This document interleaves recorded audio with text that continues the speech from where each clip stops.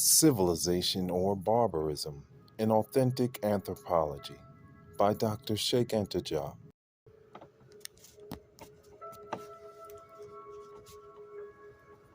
2. State born out of resistance to the enemy. This second type of state is akin to the preceding one, as only the nature of the obstacle to be overcome changes. A homogeneous ethnic group, a confederation of exogamous tribes, organizes not for conquest but to drive off a danger, an outside enemy. With the help of embryonic division of labor at the level of the clan, a military aristocracy appears and progressively arrogates to itself political rights that rapidly become hereditary.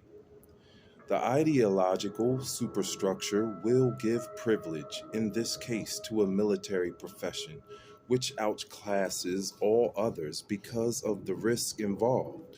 The protector of society ends up commanding it, governing it, given the circumstances that engender this protective activity. But it is still a nation state. The contours of the state exactly match those of the nation, which in collective resistance to the enemy under the direction of the military caste of quality becomes singularly conscious of its individuality. This applies on different levels to the Gauls of the Vercingetorix, to the French nation under Charles Martel, who stopped the Arab invasion in 732 AD, or again, to the same nation galvanized by the humble and heroic example of Joan of Arc during the Hundred Years' War. It was during the latter period that the French nation was really formed.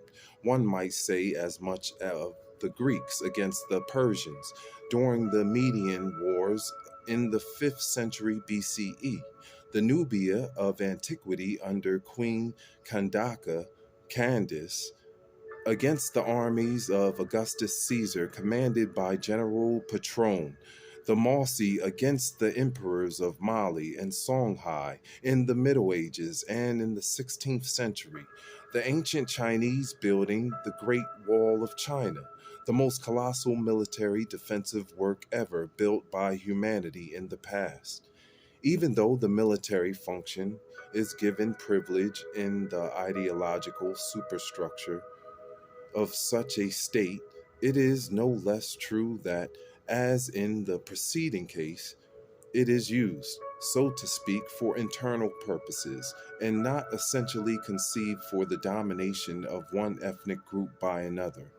The existence of a military aristocracy at the top of the society makes abuses and social and political perversions more frequent. However, the social organization has an indigenous national character and is sanctified by tradition.